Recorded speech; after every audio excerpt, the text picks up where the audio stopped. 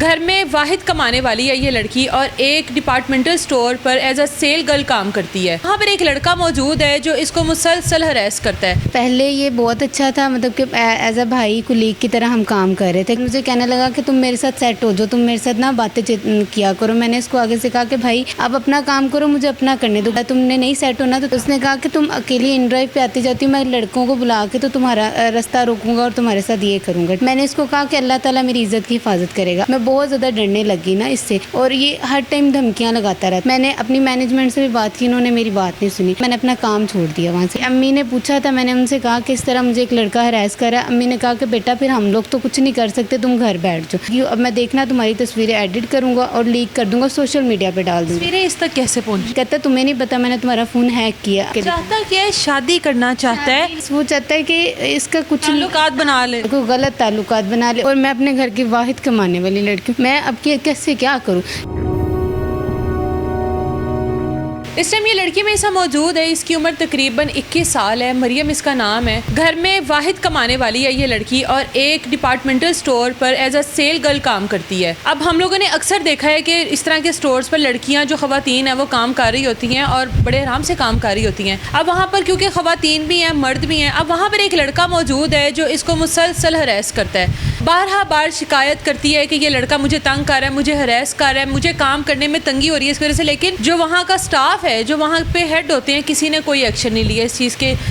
At the end इस लड़की ने वो नौकरी ही छोड़ दी। जाहिर है घर में कमाने वाली थी, नौकरी छोड़ दी उस लड़के की वजह से। वो लड़का जो है अब वो इसको फ़ोन कॉल करता है और इसको बताता है कि मेरे पास तुम्हारा तमाम बैकग्राउंड की तमाम हिस्ट्री मौजूद है, तुम्हारा हर चीज़ का डाटा मौजूद है, तुम्हारी तस्वीरें मौजूद हैं। मैं जिस तरह से कहता हूँ वो सब कुछ करो, अदरवाइज़ मैं तुम्हारी तस्वीरों को एडिट कर उनको उनके साथ क्या कर सकता हूँ। वो बाकी सब सुनने वाले भी समझदार हैं कि वो इसको क्या धमकी लगा रहा है। अब मामला है क्या, इसे पूछते हैं कितनी देर काम किया स्टोर में? 12 महीने, 1 साल तकरीबन काम किया है। ये लड़का कितनी देर पहले आया वहाँ पे ये आया 5 महीने पहले। मतलब आप पहले से हो? ये बाद में पहले से हूँ, ये बाद में आया। क्या शुरुआत इसने कहाँ से की है? पहले ये बहुत अच्छा था, मतलब कि एज अ भाई कुलीग की तरह हम काम कर रहे थे। कुछ मतलब के इशारे करता था लेकिन उसमें कुछ नहीं था ज़्यादा। लेकिन उसके बाद चंद दिनों के बाद मुझे कहने लगा कि तुम मेरे साथ सेट हो जाओ, तुम मेरे साथ ना बातें किया करो। मैंने इसको आगे से कहा कि भाई आप अपना काम करो, मुझे अपना करने दो, क्योंकि मेरे घर में कोई और नहीं है करने वाला, ठीक है।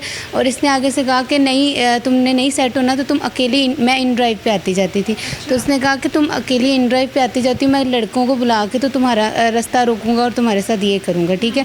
मैंने इसको कहा कि अल्लाह ताला मेरी इज्जत की हिफाजत करेगा। आगे से मुझे कहता है कि जी ठीक है।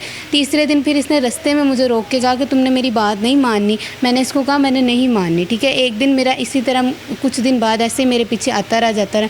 मैं बहुत ज़्यादा डरने लगी ना इससे, और ये हर टाइम धमकियाँ लगाता रहता मुझे। वहाँ पर स्टोर पर भी मैं काम करती तो मेरे पास आके मुझे धमकियाँ लगाता है, ठीक है। मैंने अपनी मैनेजमेंट से भी बात की, इन्होंने मेरी बात नहीं सुनी। उसके बाद मुझे फ़ोन करके कहता है कि जी तुमने मेरी बात नहीं सुनी। मैंने कहा नहीं। मैंने ये सारा प्रोसीजर होते हुए मैंने अपना काम छोड़ दिया वहाँ से, ठीक है।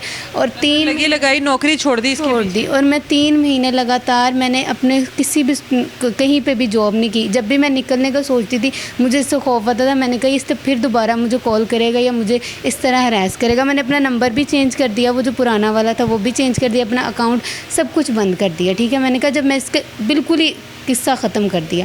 उसके बाद 3 महीने बाद मुझे थोड़ी सी जाहिर सी बात है, और ऊपर से 3 महीने मैंने काम नहीं किया, कर्जा आ गया मेरे पे, ठीक है।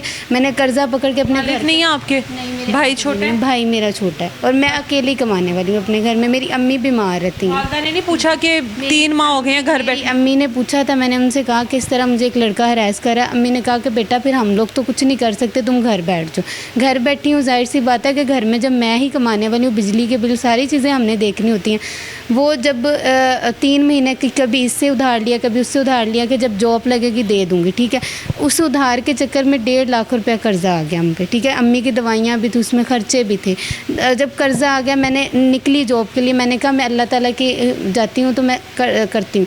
मैं किसी और स्टोर पे गई हूँ काम करने के लिए। सिर्फ 6 दिन हुए मुझे वहाँ पे काम करते हुए, और इस बंदे की मुझे कॉल आती है और कहता है कि तुम, मुझे पता है तुम काम करने चली गई हो, अब मैं देखना तुम्हारी तस्वीरें एडिट करूँगा और लीक कर दूँगा, सोशल मीडिया पर डाल दूँगा। तस्वीरें इस तक कैसे पहुँची? यही तो मैंने इससे पूछा। मैंने कहा तुम्हारे पास मेरी तस्वीरें कैसे? कहता है तुम्हें नहीं पता, मैंने तुम्हारा फ़ोन हैक किया। अब मुझे नहीं पता किसने मेरा फ़ोन किस तरह हैक किया या क्या किया, ठीक है, वल्लाह आलम जानते हैं। इसके बाद कहा कि हैक किया, अब देखना मैं तुम्हारे, इसी अंदेशी में इसने मुझे कहा कि मैं तुम्हारे पीछे हूँ, देखना अब मैं तुम्हारा क्या करता हूँ। उसी रात 11 बज के कोई तकरीबन 4 मिनट पे मुझे इसकी कॉल्स आई हैं, वो मेरे पास है, इससे कॉल्स आई हैं। और उसके बाद तकरीबन 11:30 बजे तक हम लोग रास्ते में ही थे, हमारा रास्ता, मुझे लगा ये बंदा मेरे पीछे है, मेरा एक्सीडेंट हो गया, मेरे वो सारा मेरे हाथ पर इतनी चोट लगी रही है उसके बाद। और मैं इतना ज़्यादा घबरा के घर पहुँची तो मैं रोई जा रही हूँ। मेरी अम्मी ने मुझे कहा कि क्या हुआ, तुम क्यों रो रही हो, अभी तो तुम सही गई थी रात में भी। और मैंने अपनी अम्मी को कहा कि इस तरह वो फिर से मेरे पीछे आया और आज मुझे उसने इतना ज़्यादा हरास भी किया। तो अम्मी मेरी रोने लग गई और फिर अम्मी कहती तुमने बाहर ही नहीं जाना। मैं रोती रोती किसी हमसाये के घर गई हूँ और उन्होंने मुझे कहा कि आप परेशान ना हो, हम रिपोर्ट करते हैं। मैं वहाँ पर पुलिस स्टेशन गई हूँ रिपोर्ट के लिए। पुलिस स्टेशन ने हमारा ताउन भी किया, रिपोर्ट भी किया, और वो बंदा इतने दिन हो गए अभी तक वो सामने नहीं आ रहा। वो हम लोगों ने FIR भी उस पर हो गई, उसने पूरी ज़मानत करवा के अभी तक वो सामने नहीं आया। ठीक है, उसके बाद मुझे एक रीडर की कॉल आती है अहमद नाम के लड़के की। ठीक है, वो कहता है कि तुम मरियम बात कर रही हो। मैंने कहा जी। कहता है अब तुम अब कहीं जॉब करके दिखाना। वो जॉब मेरी छूट गई, वो जो 6 दिन के पैसे थे वो भी मेरे चले गए। ठीक है, उस बंदे ने मुझे कॉल की, मेरी कंपनी वालों ने, उन्होंने कहा कि जी आपके जो मसाइल है ना वो आप हल करें, हमने आपको जॉब पे ही नहीं रखना। वो जो 6 दिन मेरे लगे वो भी मेरे चले गए, मुझे वो पैसे भी नहीं मिले।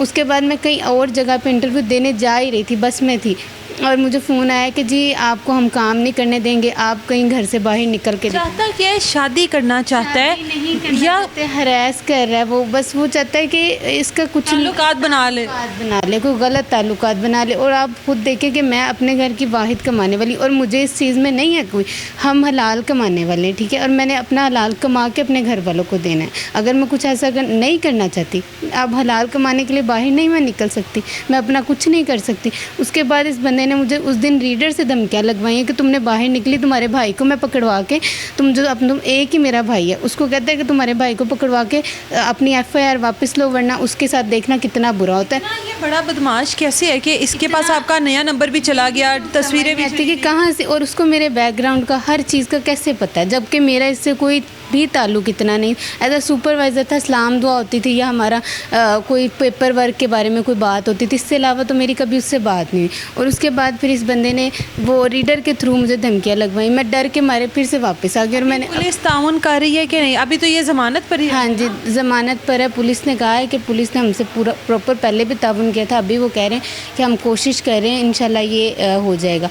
पुलिस वाले हमारी बात भी सुन रहे, मान भी रहे, लेकिन 15 तारीख तक अभी उसकी बुरी ज़मानत है, अभी देखना है कि क्या करना है उन्होंने। अब उसके बाद फिर मेरे कुलीग एक सुपरवाइज़र है जो मैनेजर होता है, फ्लोर मैनेजर, उसको इसने मेरा नंबर जो नया वाला उसको दे के, और आज भी मुझे कॉल्स आई हैं, कल भी उसकी कॉल आई कि जी आप ये केस को ख़त्म कर दो मरियम, आपने ये क्यों केस किया, आप उसके पीछे क्यों। हालांकि और फिर उसके बाद कहता है कि जी मैंने इससे उधार पैसे लेने ना, मैंने कभी इसको आप पर पैसों का इल्ज़ाम लगा रहा है। कितने पैसों का? 20,000 रुपये कह रहा है कि 20,000 के लिए तुम ब्लैकमेल कर कह रहे। हालांकि मैंने आप ना, मेरा कोई बैंक अकाउंट है ना, मेरा कोई जायज़ कैश, कुछ भी मेरा ऐसा नहीं है, क्योंकि मेरे पास इतना सिर्फ होता ही नहीं था कि बैंक अकाउंट में मैं जाऊँ। जितनी मेरी सैलरी होती थी, मेरी बैलेंस वाली एक दुकान है हमारे घर के साथ, वो भाई बड़े अच्छे हैं, उनसे मैंने लेके ना तो उनके अकाउंट दिया हुआ था, तो उनकी आती है सैलरी, मैं उन्हीं से जाके ले लेती हूँ। मैं खुद तो मेरे पास ना कोई अकाउंट है ना कोई नंबर है। मरियम, अब इतना अरसा गुजर गया इस चीज़ को, आप ये सब कुछ बर्दाश्त कर रही हो चीज़ें, अब घर का सर्कल किस तरह चलेगा, नौकरी पर कैसे जाओगी? मैं खुद इतनी परेशान हूँ इस चीज़ की वजह से कि मेरी अम्मी, जिस दिन से ये वाक़या हुआ, मेरी अम्मी रो रो के इतना बुरा हाल हुआ है, हम सब इतने ज़्यादा परेशान हैं कि हम कहाँ जाएँ। मेरी अम्मी जो है वो सुबह उठती हैं, वो तब रोती हैं, वो कहती है अब हम किस तरह इसका सर्वाइव करें, और मैं अपने घर की वाहिद कमाने वाली लड़की हूँ, मैं अब कैसे क्या करूँ? कि अब कोई लड़की क्या काम करने के लिए बाहर नहीं जा सकती? इंसाफ क्या सिर्फ किस तरह में मिलेगा, मुझे ये नहीं समझ आती इनसे। क्या वो लड़का चाहता क्या? जब मैंने उससे सब कुछ, एक पहले डर की वजह से उसकी मैंने 3 महीने काम नहीं किया, मैंने अपने ऊपर इतना ज़्यादा वो कर लिया, कर्जा चढ़ा लिया, अब मैंने वो वापस तो करना है ना उनको। अब मुझे जहाँ पे मैं जाती हूँ पीछे मेरे आ जाता है, और फिर धमकियाँ लगवाता है कि जी तुमने अगर किया तो तुम्हारे भाई को ये कर दूँगा, वो कर दूँगा। तो ये तो नाइंसाफ़ी है। जिस सोसाइटी में हम लोग रहते हैं ना, उस सोसाइटी को देखते हुए इसका बड़ा मासूमाना सा सवाल है कि हम लोग हक हलाल किस तरीके से कमाएं। अब इसका जवाब जो है वो हम लोगों को वो इदारे देंगे जिन्होंने ये कानून बनाया है कि लड़की को हरासमेंट करने की कितनी बड़ी सज़ा है और क्या हो सकता है। अब इसका जवाब वो देंगे जो हक हलाल कमाने के लिए जाती है और उसके बाद भी वो यहाँ पर रो रही है कि मैं अपने घर का सर्कल किस तरह से चलाऊँ।